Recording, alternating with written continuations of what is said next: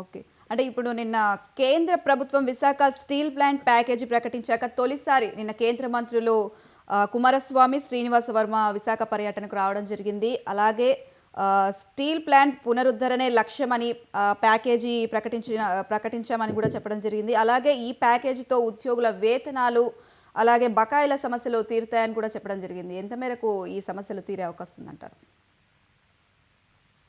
మాది పూర్తిగా అప్పుల్లో మునిగిపోయి ఉంది. ఆ మునిగిపోయిన దాన్ని గడ్డకు తీసుకురావాలి అంటే గనక సమయం పడుతుంది నేనైతే అనుకుంటున్నా. సరే, మొదటి విడతగా కొంత 12,000 కోట్లు ఎంత ఇచ్చారు. ఇప్పుడు ఒక స్టెప్ బై స్టెప్. ఇప్పుడు అందరికి అనుమానం ఏమిటంటే అది ప్రైవేటీకరణ చేస్తారేమో పూర్తిగా అని చెప్పి. సో అది గత 10 సంవత్సరాలుగా రాష్ట్రం విడిపోయినప్పటి నుంచి దాని మీద ఇష్యూ నడుస్తున్నది. ఇప్పుడు క్లియర్ గా క్లారిటీ కేంద్ర ఉక్కు శాఖ మంత్రి కుమారస్వామి వచ్చి మళ్ళీ సహాయ మంత్రి వర్మ గారు కూడా అందులో పాల్గొని, బీజేపీ ఎంపీలు, ఎమ్మెల్యేలు, తెలుగుదేశం ఎమ్మెల్యేలు కూడా పాల్గొని చాలా క్లియర్ గా మేము ప్రైవేటీకరణ చెయ్యము అని చెప్పారు. ఇంకా దాని మీద అనుమానం పెట్టుకోవాల్సిన అవసరం లేదు. అంత స్పష్టంగా చెప్పిన తర్వాత మళ్ళీ వెనకడ ఎందుకు వేస్తారు? కాకపోతే కొన్ని అంశాలు ఇప్పుడు ఉన్న పలంగా అంత పెద్ద నిధులు కేటాయించి దాన్ని పడేయాల్సిన అవసరం ఉందా? అంత నిధులు ఇవ్వగలుగుతుందా కేంద్రమైన అంటే ఇచ్చే పరిస్థితి లేదు. సో ఒక మొదటి విధంగా ముందు ఇచ్చారు. ఇచ్చిన దాని మీద కొన్ని అప్పులు తీర్చడము, అంటే అధిక వడ్డీలు ఉండు, చాలా కాలం నుంచి ఉన్న పెండింగ్ ఉన్న బిల్లులు ఇవన్నీ క్లియర్ చేయటము, ఇవన్నీ చేస్తారనుకుంటున్నాను నేను. చేసుకుంటూ ఇక్కడ బాధ్యత ఉంది ఎవరికి? అక్కడ పనిచేసే ఉద్యోగులకు, కార్మికులకు. ఆ మాట ఎందుకు చెప్తున్నానంటే, ఎందుకు ప్రొడక్షన్ తగ్గింది, ఎందుకు అక్కడ అవినీతి జరిగింది, అవినీతి జరిగింది దాని విషయం మాట్లాడటం లేదు కార్మిక సంఘాలు కానీ, ఉద్యోగ సంఘాలు కానీ, రాజకీయ నాయకులు కానీ. కారణం చెప్పమంటారా? చెప్పండి. విశాఖపట్నంలో ఉండే అన్ని రాజకీయ పార్టీల యొక్క నాయకులు విశాఖపట్నం స్టీల్ ప్లాంట్ తో సంబంధాలు ఉన్నాయి. అంటే బిజినెస్ పరంగా ఏయో ఒక మెటీరియల్ సప్లై చేయడం,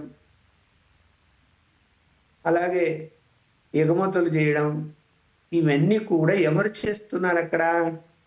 అన్ని రాజకీయ పార్టీలు. ఏం జరుగుతుంది అక్కడ? శుభ్రంగా స్టార్ హోటల్లో కూర్చొని సిండికేట్ అయిపోయి, నువ్వు ఈ పని తీసుకో, నువ్వు ఈ పని తీసుకో అని 10 కోట్లు విలువ చేసే పనికి 14-15 కోట్లు టెండర్లు వేసుకోను, లేకపోతే కనుక వస్తువులు సప్లైలో కూడా 1000 రూపాయల వస్తువుకు 1500 రేట్లు వేసుకోను. మీరు దాన్ని సర్వనాశనం చేసింది వీళ్ళు. మరి కార్మిక సంఘాలు, ఉద్యోగులు మరి ఎందుకు దీని గురించి చెప్పడం? రెండో మాట చెప్తా.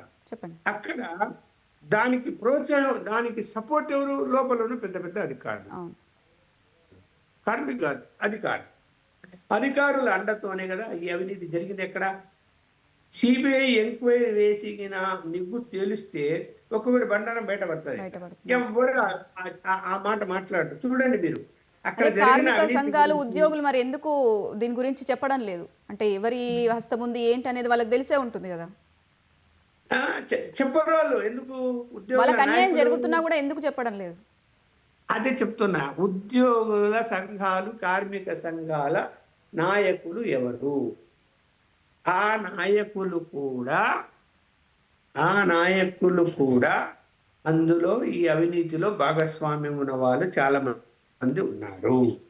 అందువలన వాళ్ళను కంట్రోల్ చేస్తూ వస్తారు. ఇప్పుడు చూడండి, ఇక్కడ ఎంప్లాయీస్ లోపల 100 మంది అవసరం ఉంది. అంటే ఏదన్నా ఒక వింగులో 100 మంది అవసరం ఉన్నారనుకోండి, పొలిటికల్ ప్రెజర్తో 100 బదులు 150-200 మందిని నియమించేశారు.